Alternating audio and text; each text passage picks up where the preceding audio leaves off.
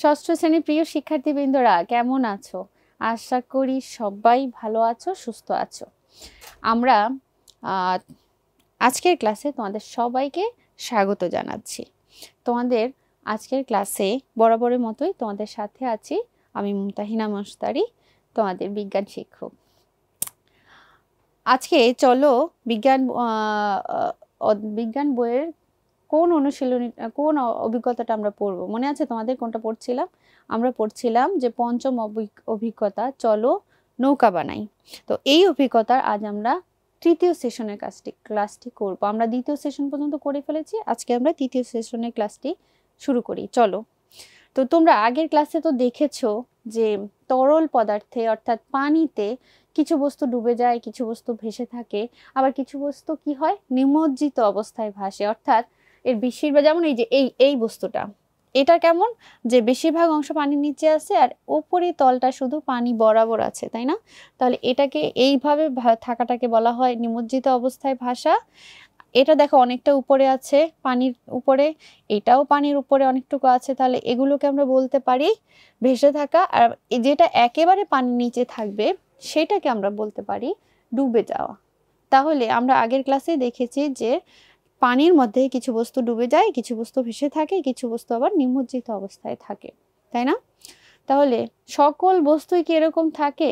থাকে না। আবার এই বস্তুগুলোকে যদি আমরা পানি ছাড়া অন্য কোনো তরল, যেমন ধরো তেল বা অন্য কোনো তরল পদার্থে নিই, তখন কি একই ঘটনা ঘটবে? কি মনে হয় তোমাদের? একটু ভেবে দেখো তো কি হতে পারে। পানির জায়গায় যদি আমরা তেল নিয়ে নিই, তেলের মধ্যে যদি এদেরকে দিয়ে দেই, তাহলে কি ঘটবে? তাহলে চলো আমরা একটু পরীক্ষা করে দেখি যে কি ঘটে।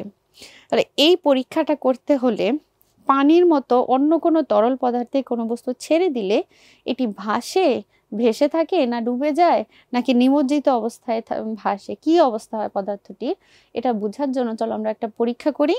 সেই পরীক্ষাটা করতে গেলে আমাদের কি কি লাগবে? একটা বড় কাচের গ্লাস লাগবে। দেখো আমি একটা গ্লাস নিলাম, একটা কাচের গ্লাস। আমরা নিব কিছু মধু, এই যে দেখো এখানে আছে কিছু মধু। নিব হচ্ছে পানি, আমার কাছে পানি আছে। নিব হচ্ছে তেল, খাবার তেল নিলাম, তেল। এটা নিলাম দেখো ফুড কালার, মানে ভোজ্য রং, খাবারের রং। আর কি কি নিয়েছি দেখো, আরো ছোট ছোট কিছু জিনিস যেগুলো আমরা একে এর ভেতরে ডুবিয়ে দেখবো যে এগুলো অবস্থা কি হয়। আর নিব সম পরিমাণ পানি মাপার জন্য। দেখো তোমরা ওষুধ খাও না, ও সিরাপ খাও না কখনো অসুস্থ হলে, তো ওর সিরাপের মধ্যে, এই সিরাপ ওষুধের প্যাকেটের ভেতরে এরকম ছোট ছোট ছোট ছোট পট থাকে যেটাতে মাপ লেখা থাকে। দেখো আমার এখানে 10 ml, এখানে লেখা আছে 10 ml, 5 ml, এরকম একটা আয়তন পরিমাপ করার মতো একটা পট। তাহলে এইটা দিয়ে আমি এতটুকু নিলে আমি 10 ml পরিমাণ মাপতে পারবো। তাহলে এরকম 10 ml মাপার মতো একটা পট আমি নিলাম, যেটা কিনা আমরা খুব সহজে ওষুধ, আমরা যে অসুস্থ হলে ওষুধ খাই সেখানে সেই বক্সের ভেতরে এটা থাকে, এটা দিয়ে আমি মাপতে পারবো। তাহলে এটা দিয়ে আমি 10 ml পরিমাণ তরল পদার্থ মাপতে পারবো। এছাড়া কোনো বস্তু এখানে ছেড়ে দিলে ভাসবে না ডুববে সেটা পরীক্ষা করার জন্য আমরা আরো আমাদের আশেপাশে যে সকল বস্তু থাকে এরকম কিছু বস্তু নিতে পারি। কি কি নিতে পারি দেখো, পেরেক নিব, কিসমিস নিতে পারি, প্লাস্টিকের ক্যাপ নিতে পারি, পিং পং বল যদি থাকে তোমাদের আশেপাশে তোমরা এটা নিতে পারো। তাহলে এই পরীক্ষাটি আমি তোমাদের করে দেখাচ্ছি, ঠিক যেভাবে আমি করে দেখাবো তোমরা কি করবে, প্রত্যেক ক্লাসে যে দল হয়ে আছো এই দলের প্রত্যেক সদস্য সকলে মিলে প্রত্যেক দলে একটা একটা করে, মানে প্রত্যেক দলে একটা করে টেস্ট করবে, এই পরীক্ষাটি করবে, ঠিক আছে? তাহলে চলো পরীক্ষাটি শুরু করি, দেখি পরীক্ষাটি করা যাক। প্রথমে কি করব, এই যে পটটা নিয়েছি এখানে 10 ml আছে, তাহলে 10 ml পরিমাণ প্রথমে পানি নিব। দেখো আমি পানি নিয়ে নিচ্ছি, এখানে 10 ml পরিমাণ পানি। এই যে দেখো এই পরিমাণ পানি নিয়ে নিলাম, নিয়ে আমি আমার এই বড় গ্লাসটার মধ্যে ঢেলে দিলাম, ঠিক আছে? এর মধ্যে আমি আমার কাছে ভোজ্য রং আছে, এই ভোজ্য রঙের ছোট্ট একটা ফোঁটা এই পানিতে দিয়ে দেব। তো 2 ফোঁটা দিলেই হবে।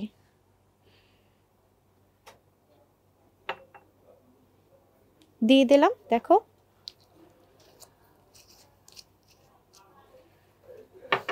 দেখো দেখতে পাচ্ছ?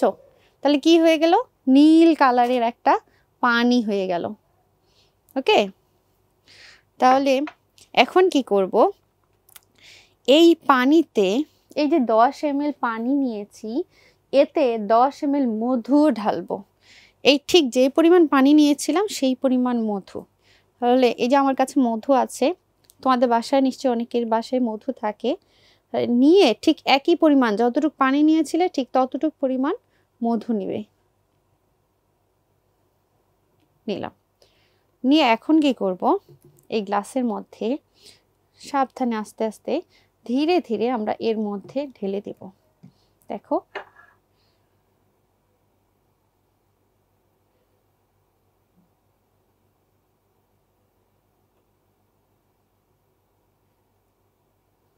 দেখো আমি যে পানি নিয়েছিলাম তাতে তো একটু খাবারের রং মিশিয়ে দিয়েছিলাম যাতে আমরা বুঝতে পারি।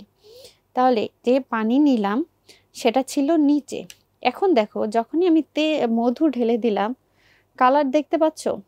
তাহলে এখান থেকে দেখতে পাচ্ছি এই মধুটা আমি ঢাললাম উপরে, কিন্তু কোথায় চলে গেল? নিচে। আর পানিটা চলে আসলো উপরে, তাই না? দেখতে পাচ্ছ? আচ্ছা, কেন এরকম হলো একটু ভেবে দেখো তো, কেন এরকম হতে পারে?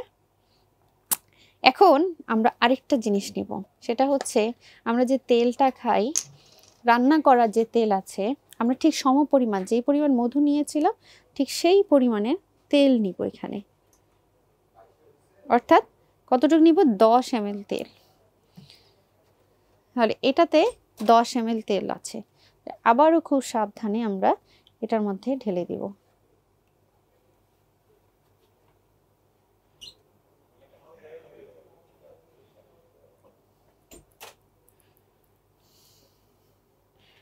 দেখো আমি কিন্তু ঢেলে দিয়েছি।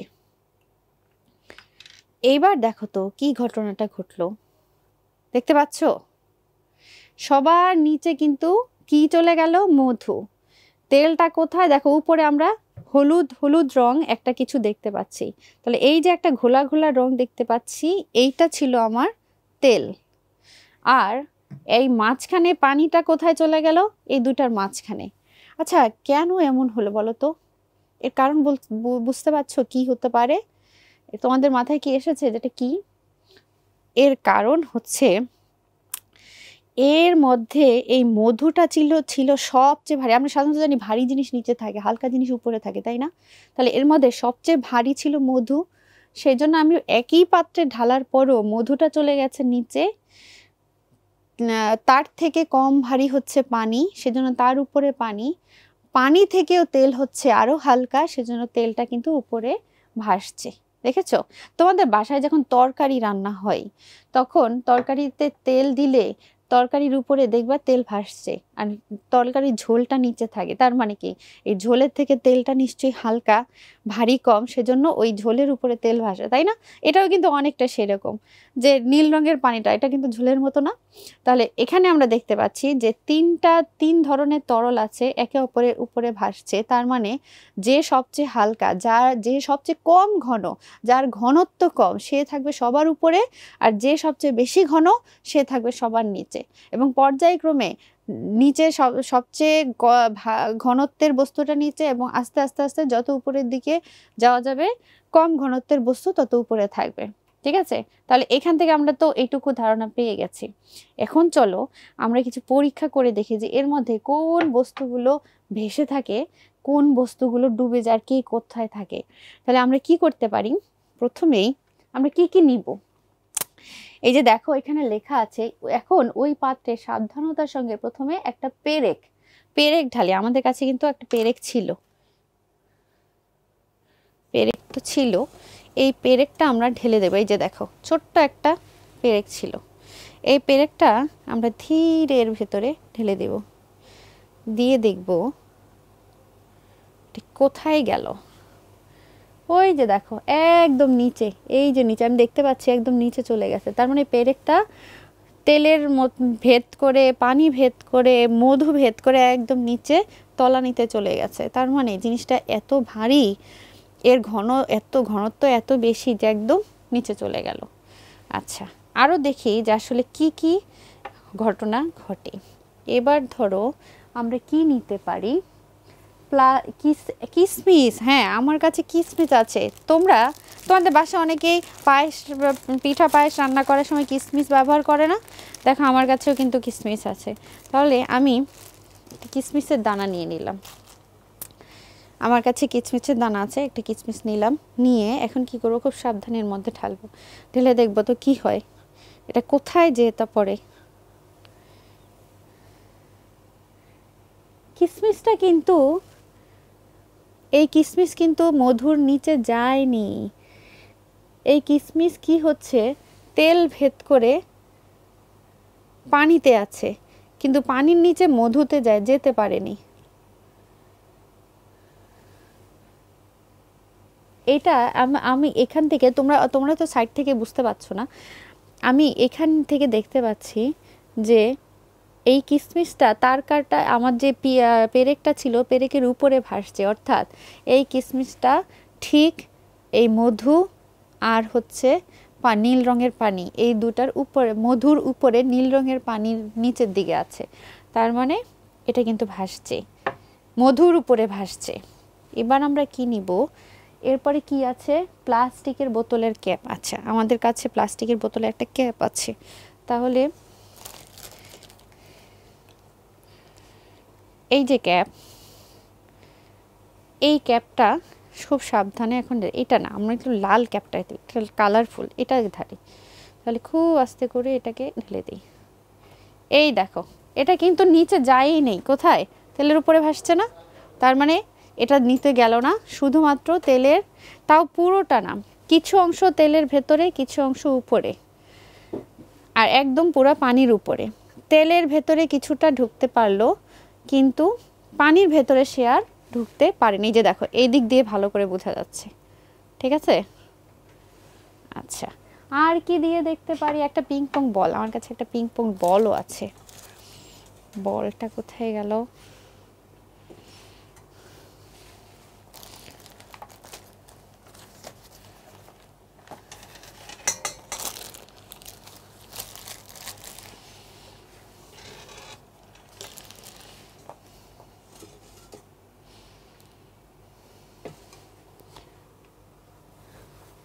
আচ্ছা, এইখানে আমার কাছে একটা কয়েন আছে, কয়েন দেখি, বলটা আমার কাছে নেই এখন।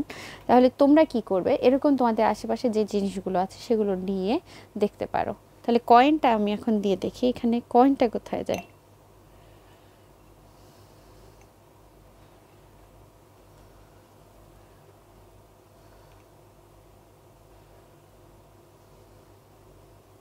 দেখো কয়েনটা নিচে চলে গেছে, এই যে নিচে দেখা যাচ্ছে। তার মানে কয়েন একদম একদম ইয়াতে ডুবে গেল, একদম মধুর মধ্যে, পানি, তেল ভেদ করে, পানি ভেদ করে একদম মধুর মধ্যে ঢুকে গেল। ঠিক আছে, তাহলে আমরা এই যে এতক্ষণ ঘটনাটি দেখলাম, সবাই তো খুব ভালো করে পর্যবেক্ষণ করলে। তোমরা নিজেরাও এটা আমি যেভাবে দেখিয়ে দিলাম, এই উপকরণগুলো তোমাদের সাথে নিয়ে এই ঘটনাগুলো পর্যবেক্ষণ, প্রত্যেকটা দলই আলাদা আলাদা করে পর্যবেক্ষণ করবে। করার পর তোমরা যে ঘটনাটা দেখলে, এখানে কোন বস্তু কোথায় আছে, কোন তরলের মধ্যে আছে, কি অবস্থায় আছে, সেটা তোমরা তোমাদের বইয়ের, দেখো অনুশীলন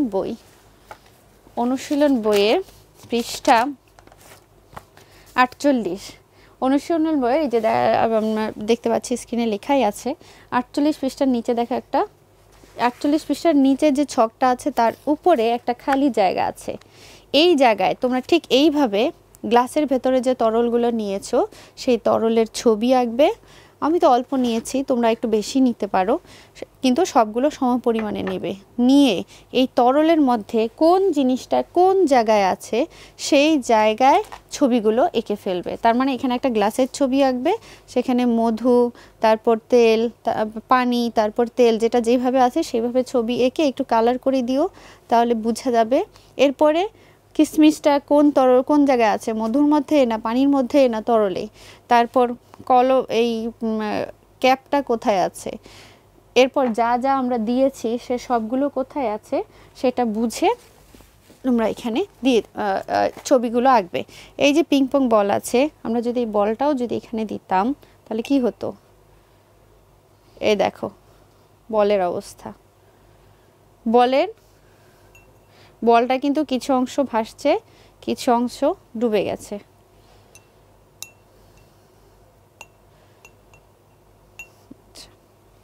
দেখছো?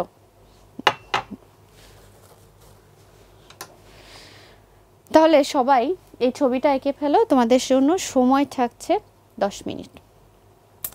প্রিয় শিক্ষার্থীরা, নিশ্চয়ই তোমরা ক্লাসটি মানে এতক্ষণ কাজটি শেষ করে ফেলেছো। কেমন লাগলো তোমাদের? অনেক মজা হলো, তাই না? আসলে যে কোনো ঘটনায় যদি আমাদের চোখের সামনে ঘটে তাহলে সেটা দেখে আমাদের বুঝতে সবচেয়ে বেশি সুবিধা হয়। ঠিক বলেছি না? ওকে, তাহলে আজকের ক্লাসটি করে আমরা কি জানলাম? একাধিক ঘনত্বের তরলের মধ্যে যে বস্তুটির ঘনত্ব কম সেটি সবার উপরে অবস্থান করবে এবং পর্যায়ক্রমে যেটির ঘনত্ব বেশি সেটি সবার নিচে অবস্থান করবে, তাই না? আমরা দেখেছি যে মধুর ঘনত্ব বেশি, তাই মধু সবার নিচে, তারপরে পানি, তারপরে ছিল তেল। সকল বস্তু তরলে একইভাবে ভাসে বা ডুবে যায় না। এই যে আমরা দেখেছি এর মধ্যে সব কিছু কিন্তু একইভাবে ভাসেনি বা একইভাবে ডুবেও যায়নি। কিছু বস্তু তরলে ভেসে থাকে, আবার কিছু বস্তু ডুবে যায়, আবার কিছু বস্তু তরলে নিমজ্জিত অবস্থায় ভাসে, অর্থাৎ কিছুটা ডুবে থাকে, বেশিরভাগ অংশ ডুবে থাকে, একটু অংশ ভেসে থাকে।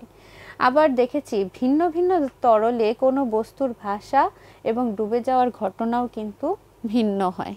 পানিতে যা হয়েছে তরলে তেল বা মধু বা এরকম ভিন্ন তরলের ক্ষেত্রে কিন্তু একই ঘটনা ঘটে না। এক এক সময় ঘনত্বের উপর ডিপেন্ড করে এক এক সময় এক এক রকম ঘটনা ঘটে। তাহলে আজকের ক্লাসের আমাদের শিক্ষণীয় বিষয় হচ্ছে ধৈর্য। তোমাদের সবার ধৈর্য আছে তো, তাই না? আমি জানি সবাই অনেক ধৈর্যশীল। এই যে ধৈর্য নিয়ে এতক্ষণ ক্লাসটি করলে, এটাই তো ধৈর্য। ধৈর্য হলো সহনশীলতার সাথে কঠিন পরিস্থিতি মোকাবেলা করে টিকে থাকার ক্ষমতা। যে কোনো পরিস্থিতিতে যদি আমরা একটু ধৈর্যশীল হই তাহলে এই পরিস্থিতিটা সহজেই, যে কঠিন পরিস্থিতি হলে সেটা আমরা সহজেই মোকাবেলা করে ফেলতে পারি। তো প্রিয় শিক্ষার্থীরা, তোমরা সবাই ভালো থাকো, সুস্থ থাকো। আমাদের আজকের ক্লাস এখানেই শেষ করছি। আবার আগামী ক্লাসে আবারও দেখা হবে এই আশাবাদ ব্যক্ত করে সবাইকে অসংখ্য ধন্যবাদ।